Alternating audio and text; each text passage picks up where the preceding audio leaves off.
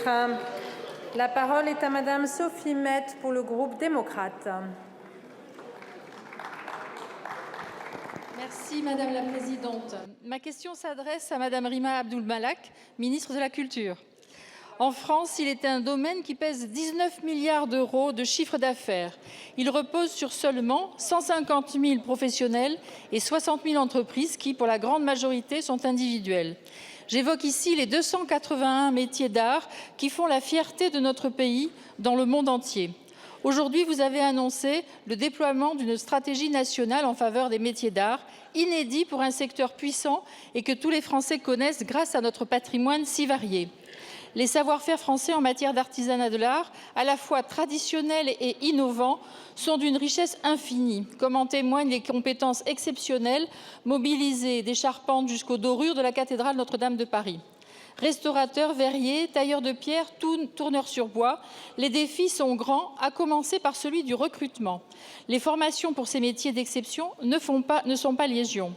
Il est crucial de faire connaître nos ateliers, d'encourager la création française, de valoriser ces métiers auprès des jeunes et de donner une réponse à cette orientation. Une partie de ces défis doit être relevée par l'outil puissant de démocratisation culturelle qu'est le Pass Culture. En quoi consistent les nouvelles activités d'initiation que vous proposerez à notre jeunesse ? Enfin, rappelons que les métiers d'art s'inscrivent contre la production de masse et jetables. Le recyclage de plastique est courant, ainsi que la réutilisation de chutes de tissus ou même de matières organiques. C'est notre rôle que d'encourager les pratiques durables. Cela passe par le développement de réseaux de proximité, par une logique d'économie circulaire et de production locale. Comment mettre en place des mesures efficaces qui se déclineront sur tous nos territoires et notamment dans la ruralité? Je vous remercie. Merci beaucoup, ma chère collègue. La parole est à Madame Rima Abdul-Malak, ministre de la Culture. Merci Madame la Présidente, Mesdames et Messieurs les députés, Madame la députée Sophie Mette. Et merci de cet hommage à nos artisans d'art et à ces 281 métiers qui font la force des savoir-faire de nos régions et le rayonnement de la France à l'international.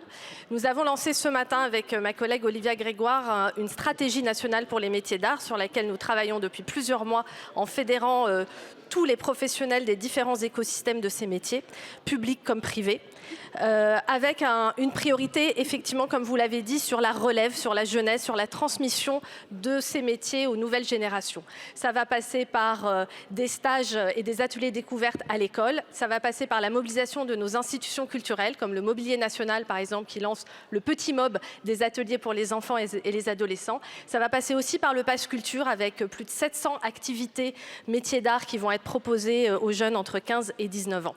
Pour ce qui est des territoires, c'est le deuxième axe le plus prioritaire de notre stratégie, avec notamment le déploiement via le plan France 2030 d'un appel à projets pour créer des pôles territoriaux de métiers d'art, la relance des manufactures de proximité qui ont été lancées pendant le plan de relance, qui vont être déployées dans d'autres départements, et un travail sur le label Entreprise du patrimoine vivant pour le renforcer encore plus, une redynamisation aussi des journées européennes des métiers d'art et tout un volet à l'international pour faciliter l'exportation de ces métiers, faciliter des expositions, faciliter des résidences à l'étranger, faciliter les présences sur les salons et continuer à apporter haut et fort cette ambition pour la culture et l'économie à travers l'artisanat d'art. Merci beaucoup. Merci.